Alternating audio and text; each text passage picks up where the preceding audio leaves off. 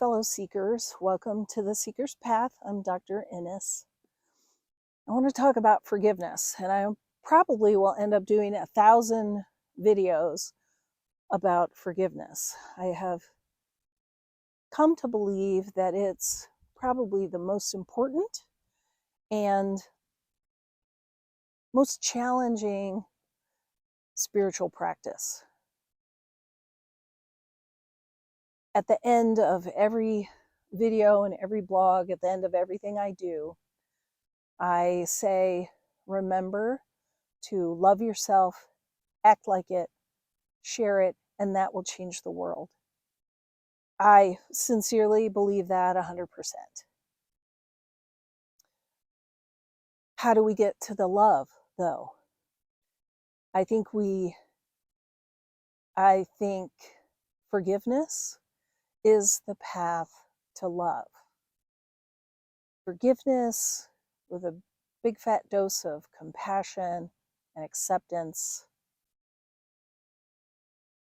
becomes love. It's one of the most challenging things that I have encountered personally and in my work as a psychologist over 20 plus years in the field. We humans have expectations, and it's probably accentuated by our culture, especially in the West. The do more, have more, be more. And we are so judgy. And you can make an argument. Our brains are built to look for problems because that is a survival mechanism. If you see what's going on in the environment around you and you can see where the problems are, that helps keep you safe. Except in our modern world, the level of danger is minuscule compared to when we were living in tribes, running away from big animals that would eat us. So what I found as I worked with people, and again, in my own experience, it was so easy for me to see the things I should have done, how I should have done things better. Of course, you know what they say, hindsight is 20/20. But we don't actually pay attention to that. We just judge ourselves. We didn't do it good enough. We made a mistake. And if we made some kind of bigger mistake, we judge ourselves as bad. There's shame attached to it. Shame lives in secrecy. And I encountered so many people who were not even willing to consider forgiving themselves for some action they took that they judged. And none of these people killed anyone or abused anyone or maimed anyone. The point being, they were not giant transgressions, but they would not forgive themselves. They refused to forgive themselves. And I really want to challenge you, in order to be free, we need to let those things go. And that's the only way they'll heal.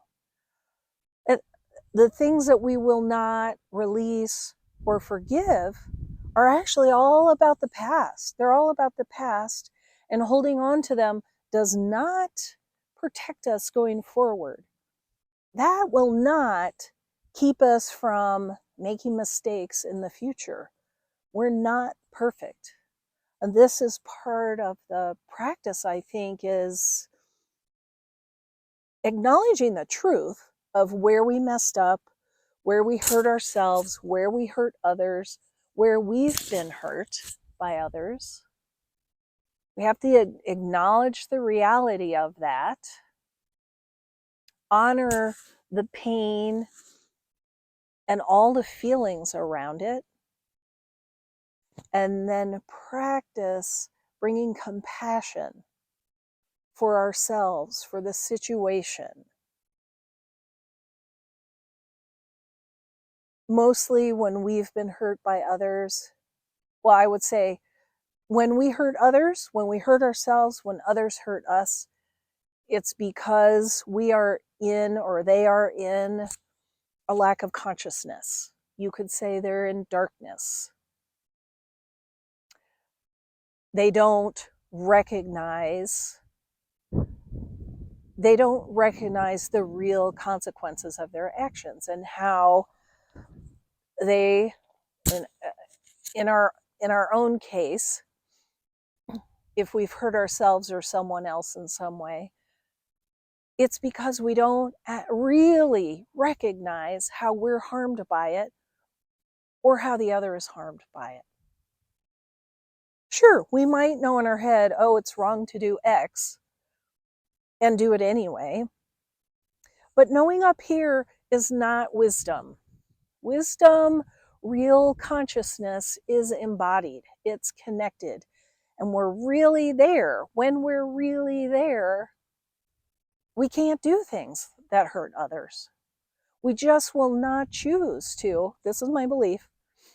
Because we understand the real consequences of it. How we harm ourselves when we hurt someone else. How we lower our vibration. How we harm someone else and lower their vibration, and we lower the vibration of everything. When we really have the wisdom, the knowing, deep knowing in our heart, in our gut, in our higher self, we won't do those things. It's a different kind of knowing.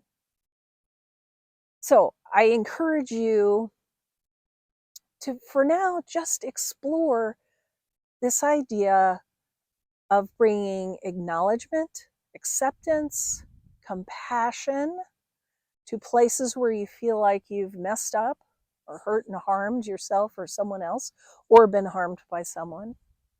Bring those qualities to it.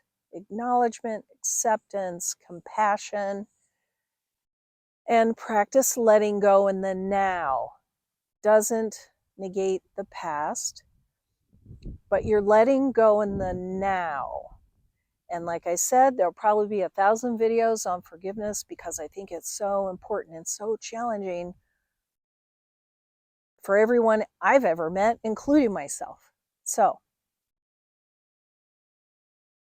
subscribe to the channel, and please remember, love yourself, act like it, share it, and that will change the world. Be well, my friends.